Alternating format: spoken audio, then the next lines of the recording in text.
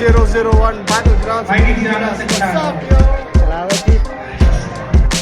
Yo, nga pala yung 610 at gusto ko lang siya sa 4001 Battlegrounds. Salamat sa support ng mga tol at tuloy-tuloy lang, more power at sobrang lakas ng eksena nyo. Kaya wala kayong kailangan excuse, kailangan nyo ituloy yan. Para sa atin kay Vince.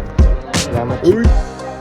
Yo, sa mga lalaban at may laban sa 4001 Battle Rap League sa pinakaunang event.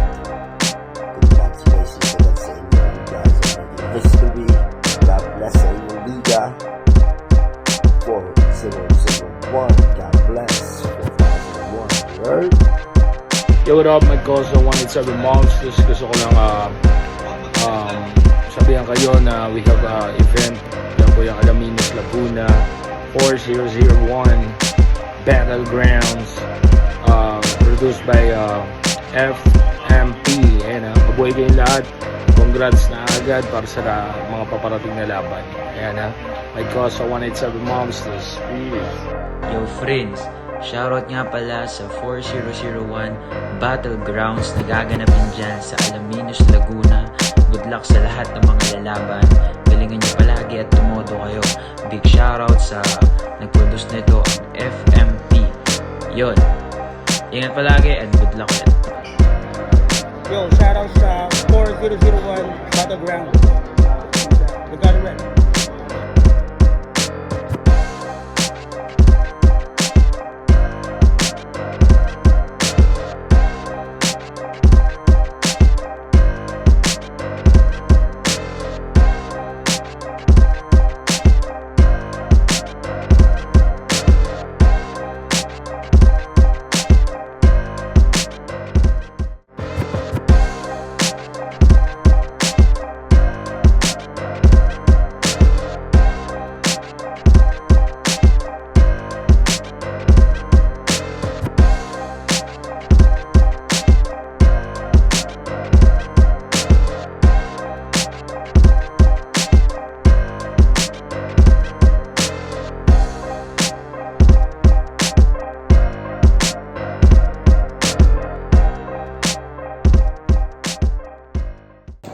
Bago tayo magsimula, gusto ko muna ulit magpasalamat sa Filipino Music Production, Hiraya Battlegrounds, at shoutout kina Bong Osa.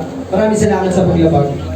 Sa kanan ko, representing San Pablo, magingay para ay Budo.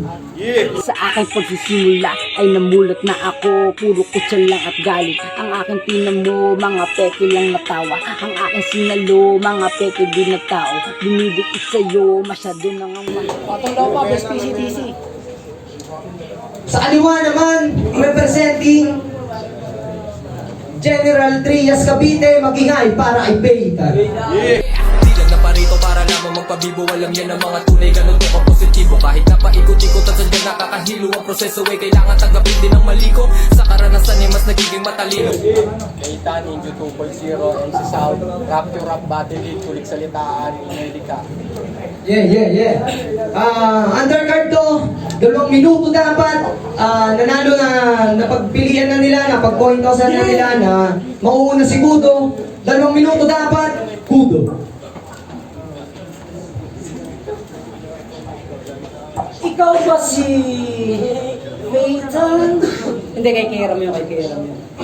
Pero dapat pangalan mo, Titan. Total naka-gen ka. Hindi. Randa na. Wala kang sinusal turo sa akin. Okay. Ito ang unang sampa. Una ka sa ilalagdag ko, tangina ka. Kaya dapat maganda ka. Tatatak to sa kasaysayan ang sulat na sa propesiya. Madugo ang magiging laban parang Supremo at Maria. Pero may mga bagay talaga na hindi mo inaasahan. Yung setup, sinadya akong habaan para patayin itong vampira sa kayumanagan. Pero maraming salamat pa rin, boss. At ako'y napasalang. Kaso napasala ang yung isinala kasi, detective, lalaban nyo sa miyembro ng Phantom G. Parang tagilid. Namimiss ka laban sa unit kung mag-isip. Masasaktan mo ako physical pero sa titik di ka makakadikit. Sa web ka lang magaling. Kaya simulan mo na ang mangamba. Subukan mong manupot, may kalalagyan ka. Kahit attention ay mahakot, wala kang makukumang simpat ka, ikakahon lang din kita na parang rambutan. Akala mo gagamba, no? O, sumulungat ako sa alon. Kaya sa flu ko may nagreklamo. Saka na kita ikakahon at magsisilbing regalo para may bit-bit na ako pag uwi ko na San Pablo. Kasi nag-request ako kay boss. Nangingi ko ng 3 sunod na laban. Kaso umayaw at tumanggi. Kasi bibigyan nyo tong pay time. Yung membro ng Phantom G, yung lumalakas daw sa bawat laban pag nasusugatan. Puta, grabe ang tindi. Kaso malaalo ka to. Tinanggahin niyo yung 3 hiling ko, kaya itong pang-4 na naging sakripisyo. Pero, hayaan niyo muna ako magpakalala. Ako nga pala si Kudo. Bawat kilos ko may kaso. Kaya simulan mo na mangupal at manggago. Magdamay ng ibang tao. Sige, isigaw mo lang ng todo. Battle rap to, wala namang bago. Alam ko kasama yan sa plano. Detective tong harap mo, kaya pasensya. Naglabas na ako ng ebidensya. Patunayan mo mali ako. Ganda mo ng ebidensya.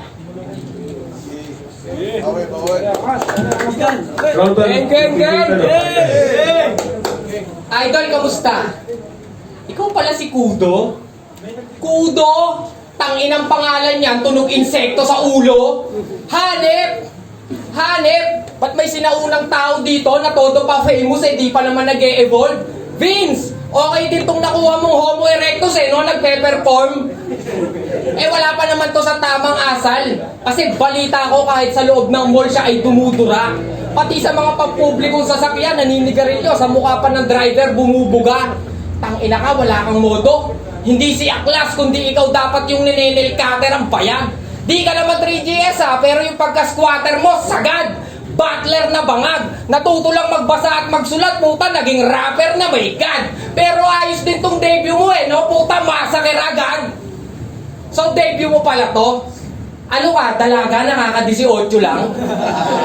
Tapos sa akin ka pa talaga pinatestingan? Magmumukha ka talagang dalaga, nakaka-18 lang kasi ngayon pwede ka ng virginan. Kaso di lang pangahalay gagawin ko sa'yo. Kasi literal kang makakawawa. Dahil pagkatapos kong magparaos ay papaslangin kita daig pa ginahasa. Welcome sa Battle Rap, Kudo. Alam kong misyon mong manalo at may pangarap kang binubuo ang kaso. Malas mo, binigay ka agad sa akin, tang ina. Isipin mo, binubuo mo pa lang yung pangarap mo, wawasakin na kita. Di ako naparito para lang magpatalo sa tangang kagaya mo.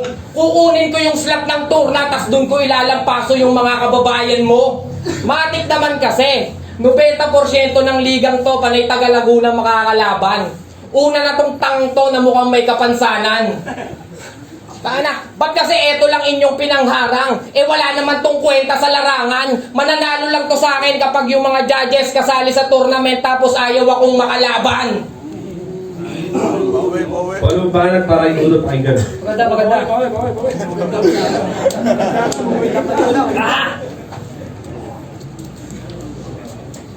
Nandamay! Tapos sa uli magsasorry. Ngayon marami na magpapatunay na yung round 1 to, tama ako ng jury. Okay, round 2 na. Nasa kalagitnaan na tayo ng pag-iimbestiga. Pero magbintang ay salamin. Pero dapat tumingin ka din. Kasi nagre-reflect lang naman yung sala kung ikaw mismo yung sala rin. Oh. Relax ka lamang, boy. Isa pa lamang tong interview para lahat tayo ay salain. Pero paano nga ba lulusot kung malaki yung kasalanan mo sa akin? Ako yung magsisilbing harang sa iyong hangarin. May ilan ng tao ang bumibilib sa akin. Pati na tong paytan humahangarin. Hindi masama ang tumanggi. Yan ay alam mo. Ang masama ang pagtanggi sa kasalanan ng mali kahit alam mo totoo. Kasi kahit magsimba, yung sinya, di na mabubura. Sinyalis siyang tangina ka. Magpalit ka na ng silver kasi yung asawa mo pare nagdududa na. Kasi marami tong sa Cavite. Si Haring Manggi mismo nagsabi. Pero di dapat maniwala mga pare. Kasi pag-usapang unggoy, pag-usapang tao yung unggoy, di dapat sinasali. Pero may nagbigay sa akin ng info. Kaya akin pinakinggan. Tamad mo sa trabaho. Yung mga kasama mo naghahalo ng semento tapos ikaw tulog sa duyan. Grabe ba? Hinahanap ka na ni Forma. Teka. Sinabi na ni sa akin Kailan nga ba at saan? Paano di ko uulitin? Magkatrabaho kayo ni Yang Juan. Mason mo siya, di ba? Mason mo rin ka, tangina ka. Pag sinabi bumili ng kamit, bibili talaga. Pero mga iba, di mga iba, ang kargado akong dala. Kaya huli na para i-deny mo pa. May pruweba na akong dala. Kaya wala nang rason para i-deny mo pa. Kasi ang pinakamaliit na pagkakamali siya, ang pinakamalaking ebidensya. Ito, nagle-labor daw ako. Pintor ako, gago. Yo! Round 2 game? Tanginan to kung ano-ano sinasabi. Kala mo tatalab sa akin yan, eh, isa ka lang bobong Makata. Sa sobrang bobo mo, tawag mo sa nanay mo, Papa. Alam mo ba na pinanganak ka ng nanay mo sa bukid ng San Pablo nung saktong tag-araw? Ikaw yung kauna-unahang bata na pinulot sa tae ng kalabaw. Kaya pala ang baho-baho mo, pat di ka na lang umalis. Nakakasulasok na dito dahil amoy kang putrages. Tangay na! Dahil amoy kang putrages, ikay rapper na mabaho tapos snatcher pa sa kanto. Hustler ka na gago, grabe tarantado, paborito mong nakawan eh yung mga bagger ang trabaho. Dapat sa'yo niraratran sa mukha ng baril na diplato. Tangina mo. Tapos sabi niya sa 16 verse nyo, yeah, pansin nyo ba? Sobrang unfair ng mundo. Di ba kayo nagtataka, sistema ang gulo. Lalo pag mahirap ka, recycle simbolo. Lalo pag mahirap ka, recycle simbolo, tangina mo kuya, ikaw yung magulo. Tangina to, nag-iimpento ng pangungusap, kaya ang hirap mong sulatan, wala akong makuhang anggulo na pwedeng pangwasak. Ang alam ko lang, mas magulo pa yung sulat mo sa painting na abstract. Tugma ka lang ng tugma nang walang kapararakan, pakshit ka. Kung sa bagay, di ka naman pala talaga rapper, di ba? Kasi nga snatcher ka. Tangina, saan nyo ba kasi kinuha itong pinanlaban nyo sa akin? Ha?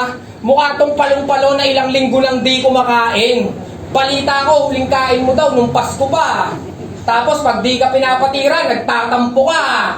Tanginan to, wala nang ang ambag, puta, nagdadabog pa. Magtrabaho ka kasi gago ka para may pangsyabo ka. Tangina mo, buraot. Banong rapper na di man lang marunong sumulat ng tamang pangungusap, magaling lang to sa purong iligal. Naturingan kang taga Laguna pero di mo inaral yung mga turo ni Rizal. At nung banat para yan. Di ba? Hindi ko talaga pinag-aralan yung kay Rizal eh. Biblia kasi ako. Hallelujah. Pil na pil yung pagiging peytan eh, no? Nakakatanga. Sa huling episode, pinatay lang naman ni Hisoka. Okay. Yung round 1 at round 2, seryoso ba? Eto maiba. Pinanood ko yung huling battle mo, tangina. Grabe, na-insulto siya. Inaasar ka ni Joe na tao, di ba kabayo ka? Ayun, napahiya. Umalis at naggalas. Putang ina, sinundan ko. Nangangain ng damo sa labas. Bumalik ka na sa baras nyo. Hinahanap pa na ng foreman nyo. Nagkakawalaan daw, sabi ng foreman mo. Pati daw yung name at peldigrad, tinira mo. Inuwi pa sa bahay, bro. Hindi naman nakakanta kung pinarten mo ako sa tanso. Magkano kikirin ng tanso, Tol? Hindi naman nakakanta kung pinarten mo ako sa tanso. Hindi mo ako sa tanso.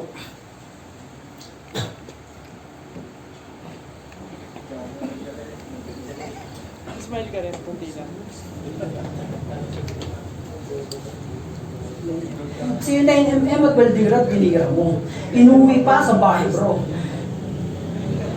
Kaya dyan sa mga foreman at contractor, dapat kayo maging aware. Kasi itong bata nyo, yung bata nyo gusto yata magtayo ng hardware.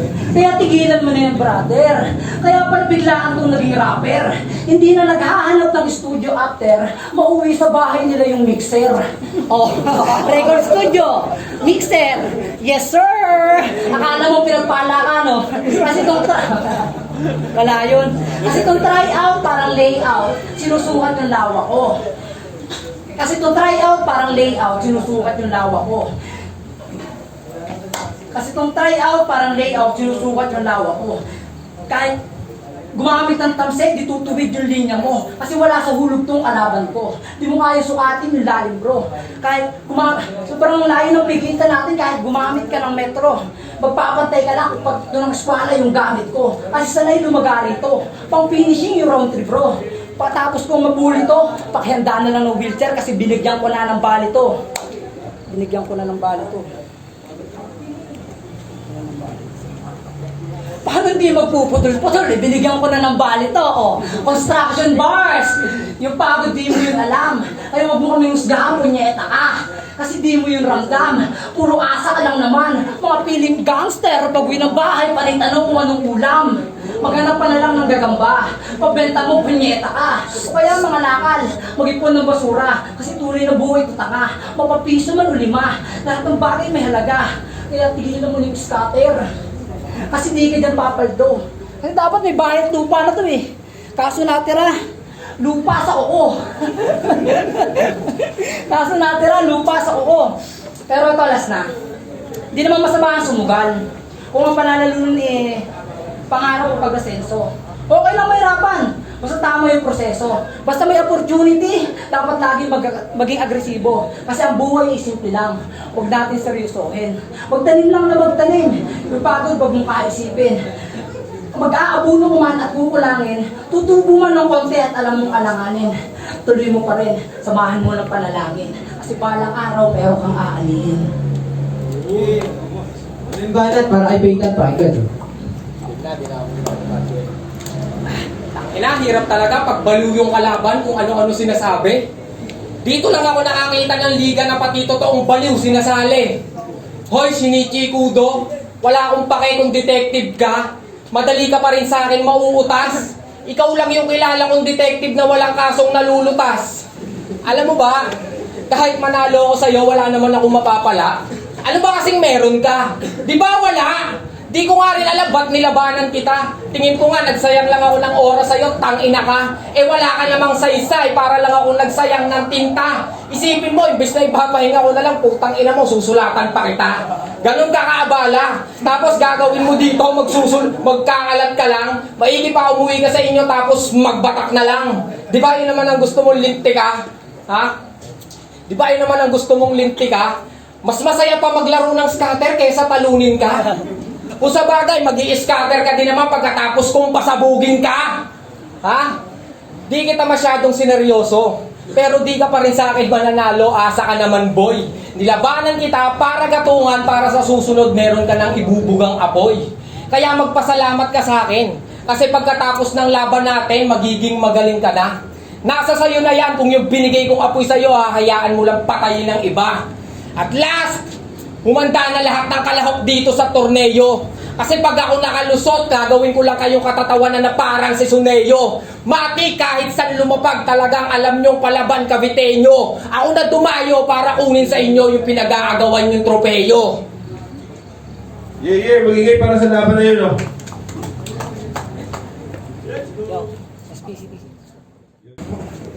Magiging ulit para sa laban na yun, oh. Pero may hurado tayo. Ang boto ng hurado, 5-0. Magingay para kay Peyton.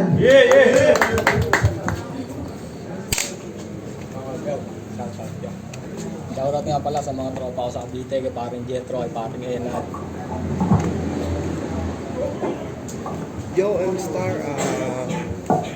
Bali, pagsasabay ko lang yung round 1 at round 2. Sa round 1 at saka round 2 ni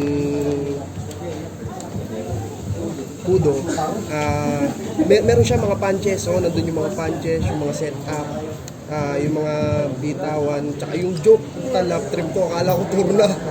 Ano pala to, underguard. Lakas nila parehas, pero lumamang pa rin yung pagiging veterano ni Peyton. Si Peyton, nandun yung 1-2 punches niya, sobrang epektibo.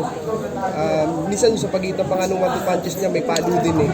Kaya yung round 1 at round 2, binigay ko kay Peyton. Tapos sa round 3, halos nagdikit sila kasi doon effective yung yung bitaw ni para sa akin ni Kudo. Kaya ang round 3, binigay ko kay Kudo.